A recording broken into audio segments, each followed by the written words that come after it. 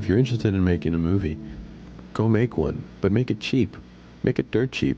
Refuse to spend any money and see how much you can do with your creativity.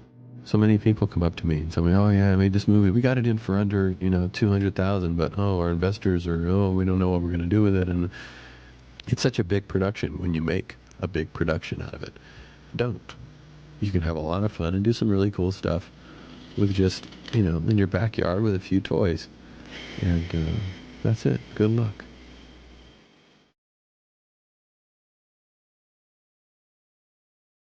So you followed women? No, I didn't follow women. It wasn't a sex thing. I followed anybody. I just wanted to see where they went, what they did. The name of the no-budget game is embracing your limitations. The big challenge you face is in finding the weak spots, either in the film you want to make or in your means of production. What are the things that are going to give away the fact that you don't have any money? This is one of the big reasons so many of these films are shot in black and white. Shooting in color is fine, and there are no-budget films that have done it and done it well, but black and white is just simply a less complicated process, on set and in post. And it's one that adds a pretty instant and fairly easy to maintain style to whatever it is you're shooting. Okay, so if that's color, then how about light?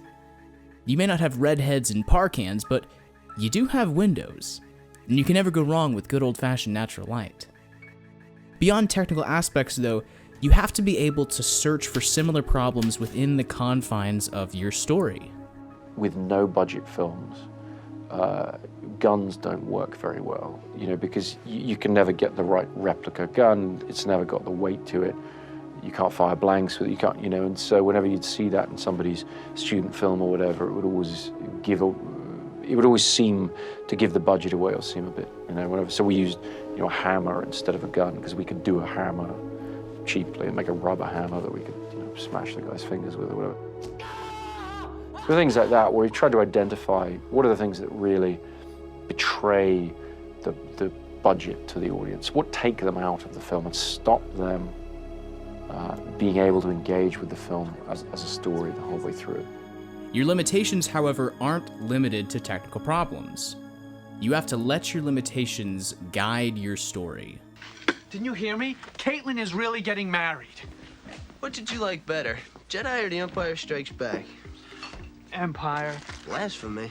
There's an old mantra that goes something like, take stock of what you have access to, and make a film about that. Kevin Smith had access to a convenience store, and so he made Clerks.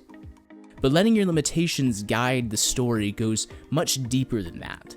If the convenience store you have access to is only available for filming overnight, how do you get around that? Best way? Write it into the plot. Why the shutters closed? Someone jammed gum in the locks. Bunch of savages in this town. That's what I said. Shit, if I had known you were here, I'd have come even later. Smells like shoe polish. Go open the store. But there's a broader lesson on how and where to set a no-budget film. And for that, we turn to Richard Linklater. We've been on the moon since the 50s. You want to know how we got there, right? I'll tell you. Anti-grav drive. Anti-gravity technology. We stole it from the Nazis after the end of World War II. It's perfectly obvious. I think the best films don't just show us locations. They show us a world. And obviously that's made from a mix of everything. It's locations and wardrobe and music and atmosphere, and it's a challenge that's especially difficult when you don't have any money or shooting permits.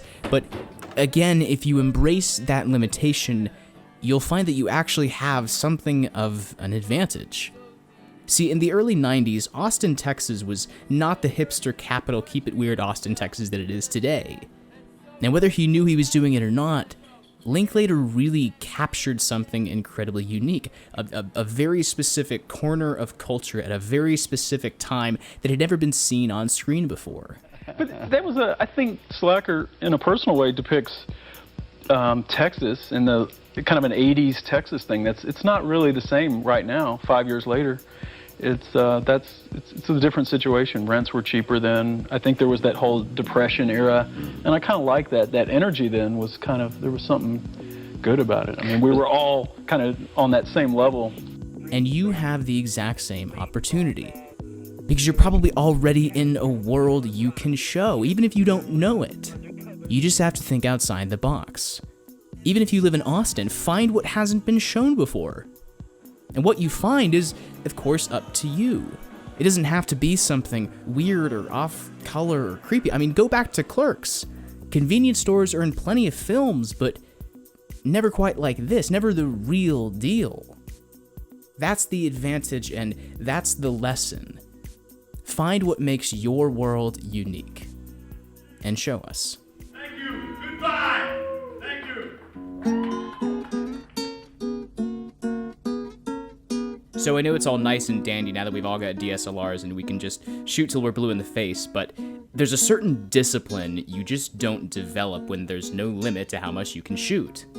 The lesson here is the discipline of cutting in camera, and also just plain being frugal. Here we go, this is my actor Carlos. He's going to run up the stairs and throw his guitar case, but you'll see that he misses in this first take. But that's all right, because the first part of it was fine. Him running up the stairs was good. I'm not going to redo the whole take. That's a waste of film. What I'll do is just punch in a little bit closer, have him toss it again, and intercut the two shots so it looks like I have two cameras running at the same time. In fact, anytime he made any progress in his little journey through this scene, I would change the camera angle, change the position, and so I didn't shoot anything in a master.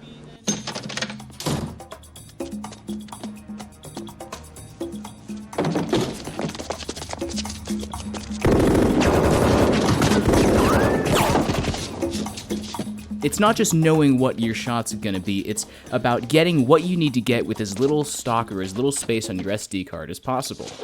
It's the same reason photography instructors will have people learn on 35mm. If you've only got 24 exposures to get something, you are forced to focus in, think harder, and prep better. The reason that's still important to learn, even in a digital setting, is the fact that as a filmmaker, you are going to run into unexpected high-pressure situations where you don't have time to get coverage or to sit and have a cup of coffee and plot out 10 shots. You gotta get your shots done now. If you gotta get 3 pages of dialogue and an action scene done in 5 minutes, you're gonna need that discipline.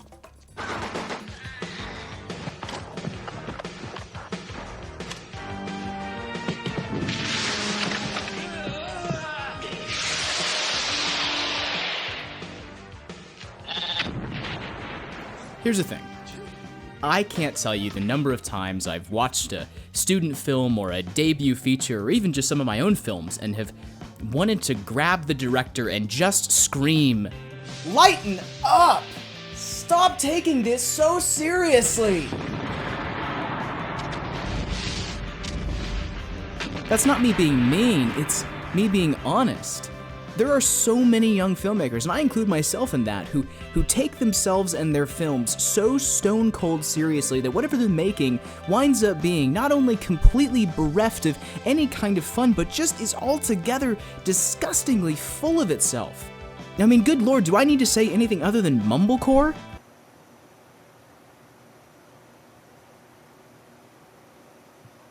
You still awake? Are you awake? Yeah, I'm awake.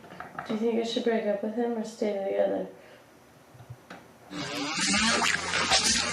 In case you were wondering, I'm not about to say that everything needs to be like bad taste. What I am saying is that there's genuine value in taking yourself less seriously. Whatever you're trying to do is absolutely nowhere remotely close to the level of bona fide earth-shattering genius that you think it is. Trust me, I've been there before, and I was wrong. And you are too. And honestly, one of the best ways to not wind up so insufferable is to do some high genre piece. Do horror, do action, do some crazy exploitation alien invasion flick. I'm coming to get you, bastards! There's a strange charm to this kind of movie. It's this lovingly and knowingly goofy B-movie, and as silly as it may sound, there's a ton to be gained by making one of them. If you don't believe me, just look at where two of the most popular filmmakers today came from.